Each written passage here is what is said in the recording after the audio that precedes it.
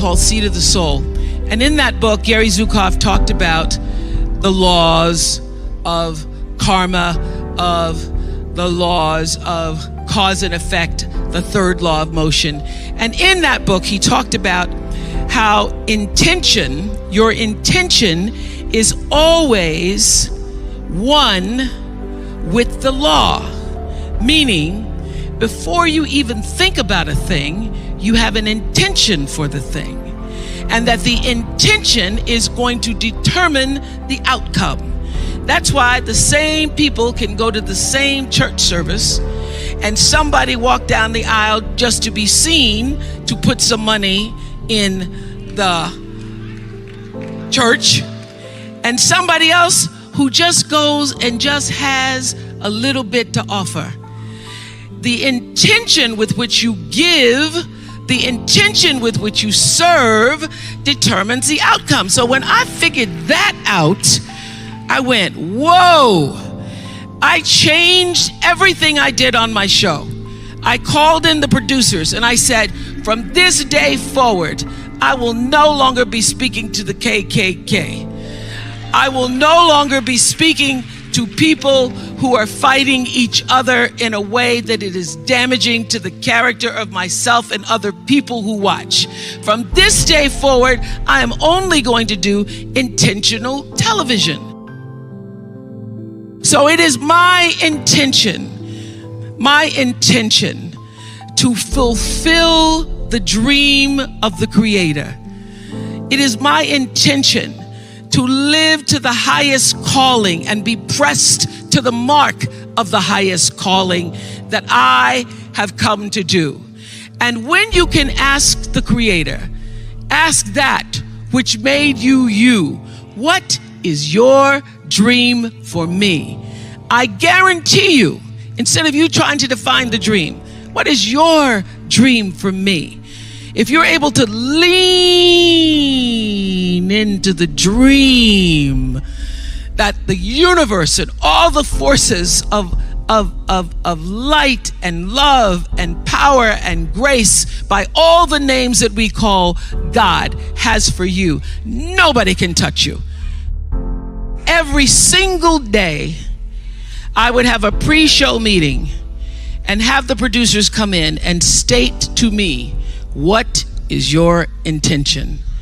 How do we want to use whoever is on this show, whatever is happening on this show, to serve the audience in a way that fulfills the mission of uplifting, enlightening, encouraging, as well as entertaining? And if it doesn't do that, then I can't do it.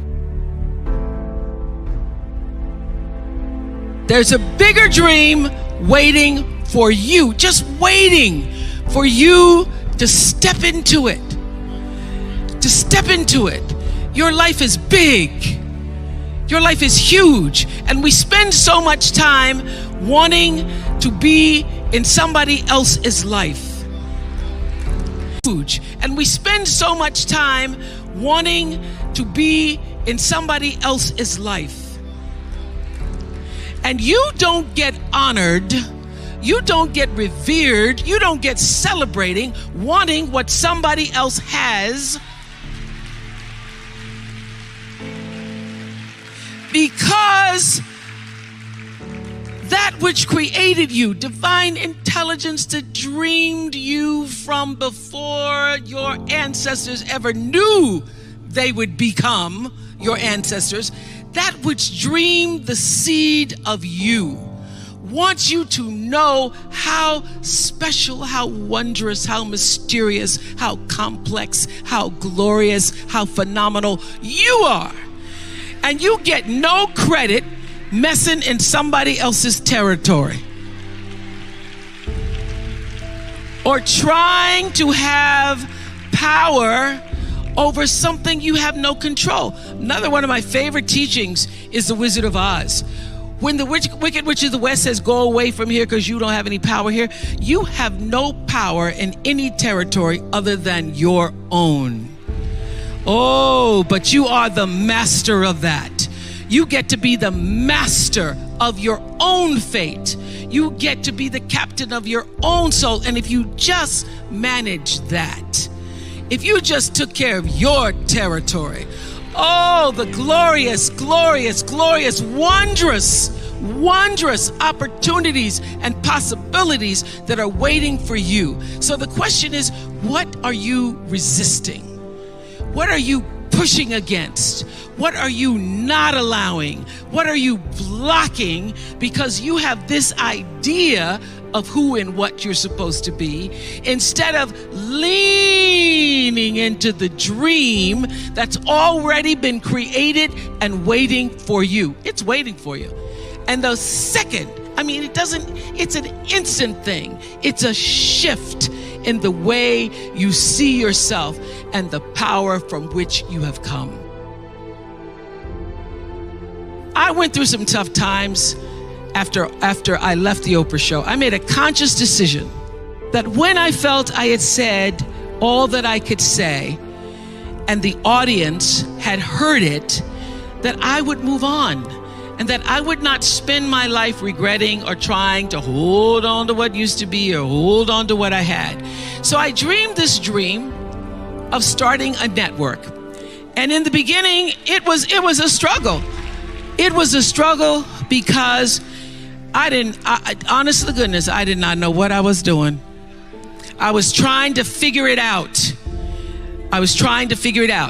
I thought that the Oprah show audience would follow us to OWN. And then I realized y'all didn't have cable.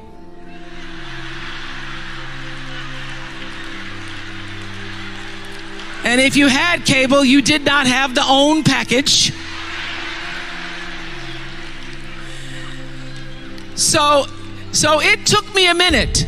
And unlike most people who you get to have your mistakes in private, something doesn't go right in your life, you get to sulk about it in private.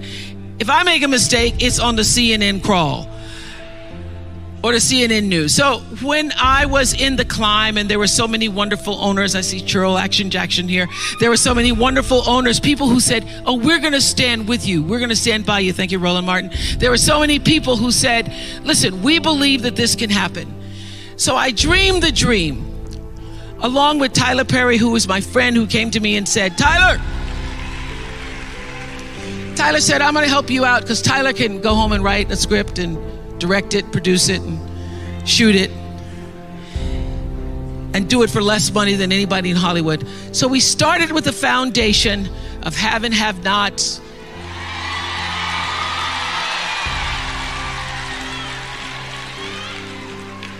If loving you is wrong, love thy neighbor, Mama Hattie. And then I started to dream another dream about scripted television, because in the beginning I was told you couldn't do it. You couldn't do it, didn't have enough money to do it. And I dreamed the dream. I read Proverbs 11:28 that says, those who trust in their riches will fall, but the righteous will rise.